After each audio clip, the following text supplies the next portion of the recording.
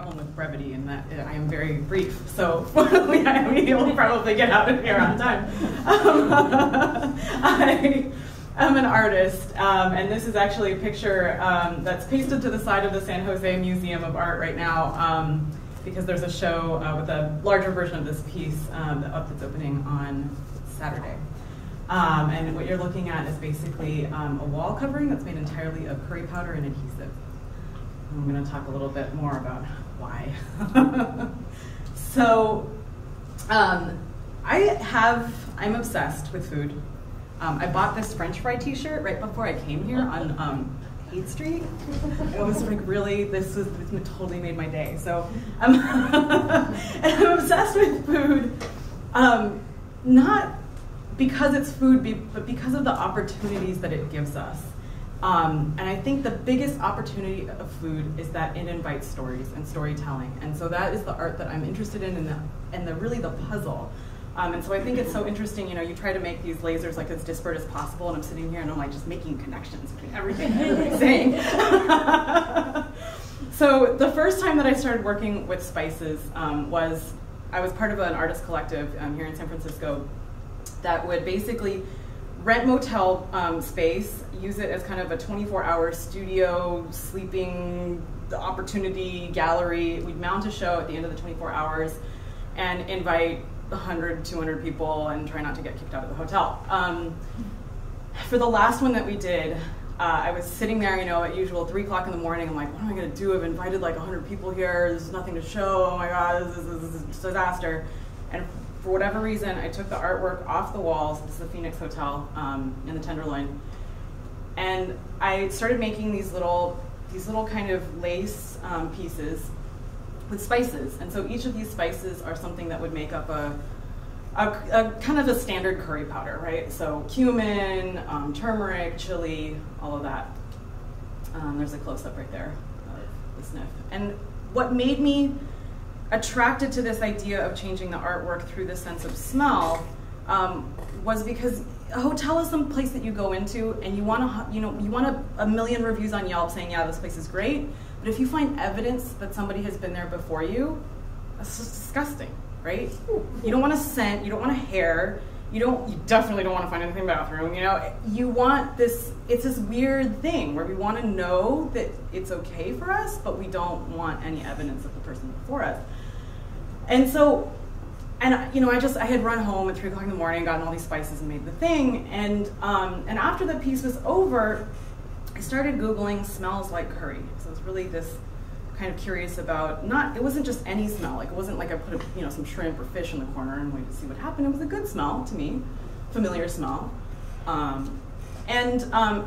thought I was gonna find recipes, and instead I found hundreds of thousands of people complaining about, help, my neighbor smells like curry, help, my couch smells like curry. I bought it from an Indian couple. This one says, it's lovely, except I bought it for an Indian couple on Craigslist. And then one of the responses to this is from Apartment Therapy, which is a really popular interior design blog, was, help, I bought a couch from a white couple and it smells like mayonnaise and I don't know what to do. So it became really clear to me that the nostrils, right? We think of race as something that's constructed with our eyeballs and this vision, a sense of vision and optics. And I, not so coincidentally, am from the Visual and Critical Studies department at CCA. And so, of course, when they told me to sit down and think about the visual, I was like, well, what about everything else? So this idea that scents could represent, that experiences, humidity, textures could represent, was really fascinating to me. My favorite one was also from Yahoo Answers, so another reference to Yahoo Answers. Help, my neighbor's house smells like curry, what should I do? I already know the answer. It's ugly. Call the INS. And so the idea is that in order to remove the odor, you actually have to remove the people associated with the odor. And so I thought, wow, this is like bodies, food, sensory experience, all in one in this can of powder. Like, this is incredible. So I launched into this investigation of curry powder, and also simultaneously into this investigation of the hierarchy of the senses. I ran across this thing that was one of those moments where I was like, wow, somebody actually put that on paper, and thank God, because then I could, whatever, analyze it how many ever years later, but this is from Lawrence Oken, who was a German nature philosopher in the 19th century. And he actually correlated the senses, 5 senses, he was really into 5s, so 5 senses in 5 races and 5 colors. So there was sight, hearing, smell, taste, touch. We're all familiar with this, right? Sight, vision, requires distance, objectivity, enlightenment tells us awesome, sight, yes. Touch, kind of being the opposite end of that spectrum in terms of the value, it's kind of dirty, physical labor, manual labor. So sight, he associated with the white European, hearing with the yellow Asiatic Mongolian, smell with the red American, taste with the brown Australian Malayan, and touch with the black African. And you also notice that there's no kind of understanding of Latino or mestizo identity at this point in history, and that kind of colonial movement that happened. And also at a time when people were trying to find a justification for colonialism, for imperialism, for slavery, right? For all of these things that were based on what people thought our innate strengths were, and trying to kind of put scientific language to that and justification for that. Simultaneously, Hegel was also writing aesthetics, and so he said that smell, taste, and touch were the other senses, which were not deemed worthy of our aesthetic appreciation. For we can smell only what is in the process of wasting away, and we can taste only by destroying. And that is why when you walk into a museum, they don't even bother telling you, don't lick the art, because it's already there. The museum is there for our visual enjoyment and pleasure. And the stimulation of the other senses is something that I think not only myself, but lots of artists, installation artists, visual artists, we talked about some earlier, the first talk as well, have really been interested in. So, back to curry. It's gonna make a jump. What is curry? Curry is a delicious food, and it's an inadequate word. And I say it's an inadequate word because it is using the language of the colonizer to describe the food of the colonized. And so curry, right, exists as like this, for as many people there are in the South Asian subcontinent or anywhere else in the world. I mean, curry exists in Germany and all sorts of other places too. It doesn't sum up these millions of different things. The first instance of curry powder was printed in Mrs. Beaton's book of Household Management, which was basically a book by a British woman who was, this was a kind of a how-to guide for people who were going off into the colonies and who were discovering this kind of new food and how to then take it also back if they returned to England. So, and then, to think about the different kinds of curry that exist, like on the left is an example of one kind of curry, it's vegetarian, and on the right, it's an example of Japanese. How many people have had Japanese curry? Okay, so really popular with beef and pork. What are you probably not going to find in India if you are eating curry? Beef and pork. And the reason for this is because this really interesting thing happened with migration, where the British went to India. They found this this stuff that they called curry. They wanted to take it back to England, so they created this stuff called curry powder that would simplify the process. But because English cooking was based on French techniques, the way you would make it is you would take beef fat or butter, make a roux with the spices, and then create it into a sauce. It became so popular that it was being served on British Navy ships once a week. That ship docked in Japan, and the legend has it that there was a little boy, a very hungry little boy, that scurried across on top of the ship and snuck on board and ate to his heart's content and went back to his village and said, "Oh my God, I've discovered this thing. It's the most amazing thing in the world. It's called beef curry." Because they were serving it with beef. That's of course a myth.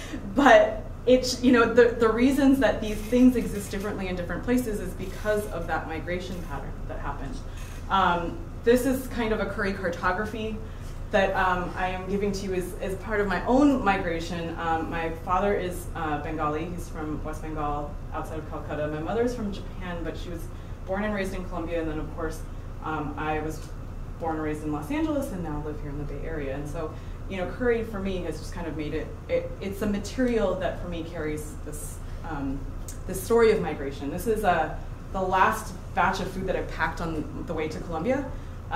They always ask me to bring them as much Japanese food as I can fit. Also opened the Curry Institute. This is at Whitman College. Curry cartography in the back, invited people to identify where they'd eaten curry. I sent it through the mail. This is a spot of curry. It's kind of around, right after the anthrax scare, so we were a little scared that none of the postcards would make it, but I found this on a blog, or somebody else found this on a blog. And so it's literally just a spot of curry underneath a little glue dot, and then somebody had got this postcard and wrote it to a friend of theirs, and their friend scanned it and put it up on their blog, and then I found it. And then finally, in these kind of later iterations, flung it back onto the walls in a very different form.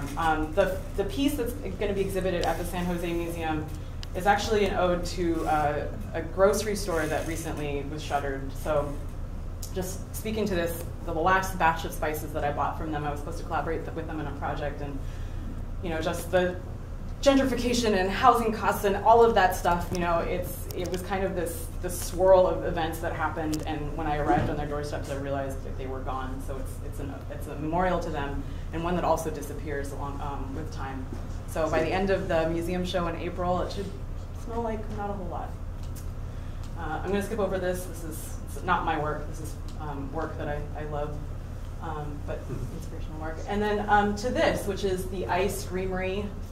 The Ice Creamery, get it? Oh my God, that's so funny. These are edible prints on ice cream cones that, again, get at this idea of like the games that we play as children, and also how those manifest and what changes when we invite people to ingest or eat these different things. There's a lot of different associations with me and these kind of taboos that we have with eating and trust and all of these things. Because if you think about it, right, food, like what is more intimate than trusting someone enough to put something inside you? I mean, that trust really only happens kind of in two situations. And food is a very intimate one. And I found actually that in the pieces where I give things away for free, like in the ice cream pieces, this is another version of the ice cream piece that I did for the Asian Art Museum, where on the one side it was a scavenger hunt, or sorry, this is the scavenger hunt, and then on the back they were supposed to look through and use the eye of the Maharaja to see the exhibit. And at the end, they could jab the Maharajas in their eye, or they could eat it in an ice cream cone. But this whole kind of this vision, this like question of vision, why vision is so privileged, and what happens if we literally kind of eat the eyeball is super fascinating to me. I can't remember what's coming up next because I'm not in there. But I will end with this piece. And this piece is something that's more recent. This was actually just an installation in Long Beach that I did, and it's a miniature, fully functional deconstructed tea shop.